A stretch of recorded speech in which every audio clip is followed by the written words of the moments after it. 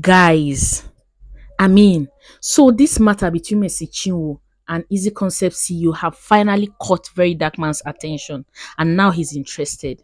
In a video he just dropped, he gave his own analysis regarding the video Mercy Chinwo dropped about the issue and how he thinks everything is not what it is looking like, and he wants to check or some.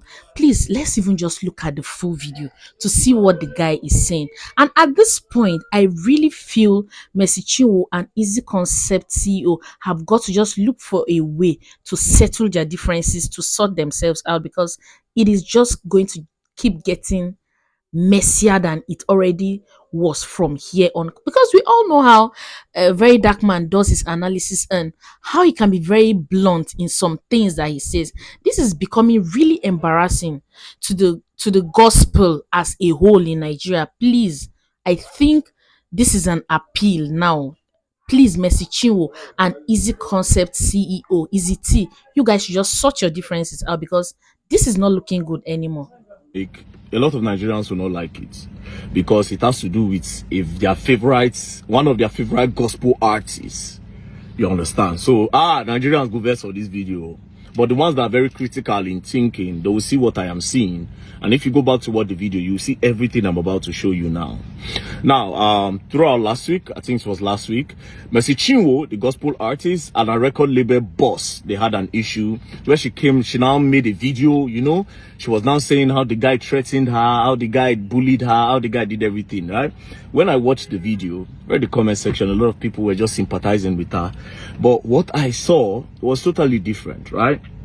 I went through the whole video. All I saw was lies, deceit, emotional manipulation, emotional blackmail, pretense from her part. And I will point out the things that I noticed, right? Before I say anything, I will tell you for free that I am a church boy. I stayed in the church for close to 10 years. So when I tell you that I know gospel artists, I know them 100. I stayed in the church for close to 10 years. I feel stage any gospel artist now in old songs, in old gospel songs, like Christian songs, where they do for ministration on a steady. I will tell you, call gospel artist name and everything. I'll tell you, right? Now, one thing I will tell you people for free, just to open your eyes, is this. Most gospel artists and people that are generally into the gospel and Christendom, especially when they are people that people know that they are popular for being a gospel related artist, they lie a lot, they pretend a lot, they fake a lot. Just take it from me. Take it from me. As a matter of fact, if you keep a gospel artist for me and you keep a secular musician for me, I will take that secular musician to make heaven over that gospel artist. I promise you, 100. 100. Now, the issue was about Mercy Chinwo and a record label boss that made her do the video. But when I was watching the video, I noticed a lot of things. Now, let me point out the things that I noticed. First things first, I'll play the video. Then you can watch it for yourself. First things first. Okay, let me even play the video first.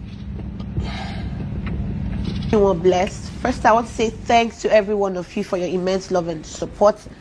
I never believed the day would come where I would sit here to share my story. For the sake of the body of Christ, I thought to bring some clarity to a lot of misleading news out there online about the Mercy Chinwo brand. A man said I sued him, came online, made videos to tarnish my image. He looked at me and said, I made you who you are and I will destroy you. I became scared of my life. It got to a point where I had to move from Lagos to Port Harcourt because this man made the environment toxic for me. I've endured bully. I've endured threats. Whatever he's doing on social media now is nothing compared to what I went through. This is not to paint him bad. He took me to court, came online to tell the public that I took him to court. Here are the documents. You took myself and Minister Judike to court. And you're here playing the victim game. You bullied me, you threatened my life, you said you made me who I am and that you would destroy me. When you were the same person, how many lawyers have you changed now? Because you said you're going to deal with me, you have connections, you have money. What did I do? What have I done to you? I took you as a father. I was once your backup singer. I served you diligently. We signed a management contract in 2017. As we progressed, you tried to convince me to sign a 12-year contract, which I said no. Since then, you started acting funny, always toxic because I did not extend the contract. Immediately after my contract, I discovered you forged a new contract. Please tell the world what happened to the 2017 and the 2019 contract. You seized my royalties for 2 years. You're a bully. You're an oppressor. One of my major crimes was when I did a song with Pastor Nathaniel Bassi. Because this man hates Pastor Nathaniel Bassi, you went as far as sponsoring fake news about an innocent child, my son, and you said my son was not my son. And you paid bloggers because you hate Pastor Jerry Eze. You won't want me to go for his events. The people you fight, I must fight them with you. And when I ask you questions, why don't you like them? You start harassing me. Because he had threatened me countlessly. You said you made me who I am and you have the power to destroy me. You are not God and you cannot destroy me. You have bloggers. I have God. The worst you can do is what you are doing. Like I said, what I went through working with you is nothing compared to what you are doing. You have bloggers. I have God. And I know that God will not let your plan come to pass. Now, first things first, you see this video she made. If you watch the video closely, you will notice that they do break and quench. They do cut and join in the video more than 20 times. That means they recorded this video more than 15-20 times. They did different cuts along the way. They wanted to be sure that there was a director. From what I am seeing, there was a director that was saying, oh, Mercy, you need to cry, you need to seek the emotional conscience of the people that are watching you. 100. That's what I am seeing in the video. Because why else did you people cut the video in multiple places and you were joining? Now, it's not a bad thing to cut and join video to make it very, very precise. But here's the problem with it. If somebody is expressing their emotions, they don't cut it. Somebody cannot express an emotion, then you cut it, and the person will still be in that mood to express. You break the emotions and you break the mood. So it only means that these people came prepared. They came there, they sat down and they made the video. When it was time for her to cry, she cried. Now, if you go back to the video again, you will notice that even after she cried, the initial part of the video, they brought it back and added it towards the end. So the tears part was cut in half. Now, if you listen to our words, they were also not aligning. They were break and quench. But that's by the way. Secondly, this is another thing I noticed. I'll tell you the two important things, right? Now, she said that former record label boss took her to court first. Then she presented one paper. I will read from what I'm saying. It looks truly that between AZ Concepts and Mercy Chinwo. So it was AZ Concepts that actually took this to court. But when I looked at the number 4 of the prayer, it says that sometimes in early 2022, the respondent approached requested she wanted ownership of her music catalog. Other artists such as Nathaniel Bassi, Choma Jesus, with their music catalog in turn. It took time to educate her that. So basically what I understand from this is that Mercy Chinwo walked up to the record label one day to say, I want my music catalog, which was a problem because record label don't give you your catalog. Call Don Jazzy, call all the biggest record label owners in the world. They will tell you they don't give the musician the catalog. That's what even caused problem between Modbad and Naira Marley. That's their major problem. But that's by the way. So she's saying that this person took her to court. It is because she tried to pressure him. From what I'm seeing now, she tried to pressure him to give her the music catalog by a lot of means. And maybe the guy felt pressure and that some money influence was behind that. That's why he took the matter to court. This is my observation. It might be false. Do you understand? That's number one. Number two, on the issue of forgery, Mercy mentioned that there was forgery. Now, I don't agree that there's forgery from the evidence that she presented because forgery are usually perfect. They will not even know. They will not see any mistake in forgery. Now, what I'm seeing and what I'm showing you on the screen doesn't look like forgery.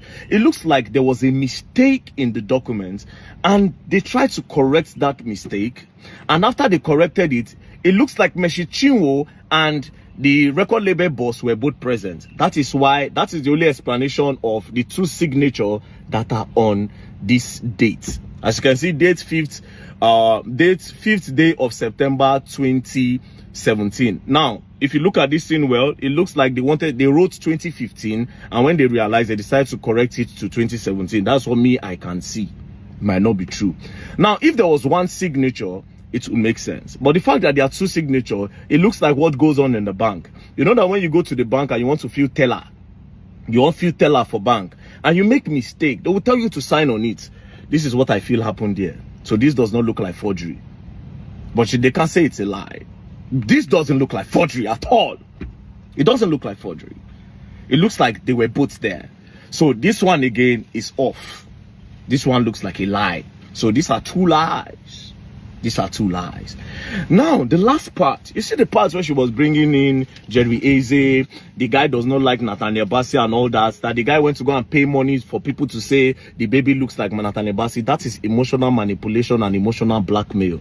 Because when that thing was trending then, when people were saying that the child looks like Nathaniel Bassey, I can remember that you people arrested someone. Did the person confess that it was this guy that that told him to do that? And during the time that the thing was happening, why didn't you come out to mention that, point out to see it was this guy? Why is it now full time? And do you have proof that it was this guy that actually paid bloggers to post that your child looked like Nathaniel Bassey? That's another thing. Now, where I fear Mercy Chinwo, where I take fear, I want to come out. Now, when she bring Jerry Eze into it, what was Jerry Eze doing there? One thing. Jerry Eze has a large crowd of Gen Zs and a lot of new generation people watching him, and they love him. So by bringing in Jerry Eze and saying that, oh, it does not like Jerry Eze, obviously there's no witness for that. So she's trying to sound that, oh, me and this guy, we are always together when this guy say he does not like Jerry Eze. So this one no need witness. So she's confirming it that this guy does not like Jerry Eze, so that other people that like Jerry Eze would not like the guy. I mean, how people can come and say VeryDarkMan is not, what VeryDarkMan is saying is nonsense. Then we can now go and give it to people that will analyze the whole full video. They'll bring tactical team, bring computer, may they see how many times that video was cut and joined. That was the red flag of everything. Secondly, this part of forgery, this doesn't look like forgery. It doesn't look like forgery. At all, it doesn't look like forgery. And again, the part of Jerry Eze, come on.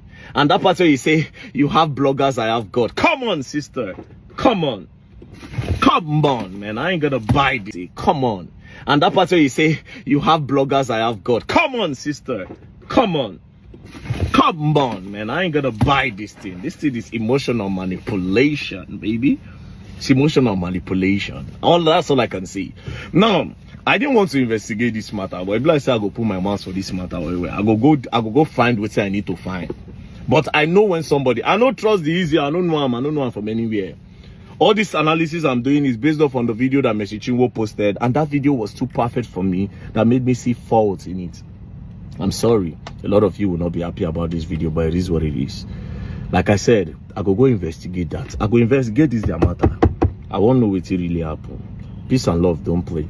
Else you go and learn, I will learn the hard way.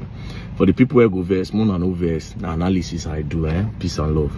Again, we are growing a community around here, a community that gives you every gist as it's happening, and I would love for you to be a part of that community. So please do well to subscribe to this channel, hit the notification bell, and whenever I upload the next video, you'll be notified. Cheers and have a nice day. See you in my next one.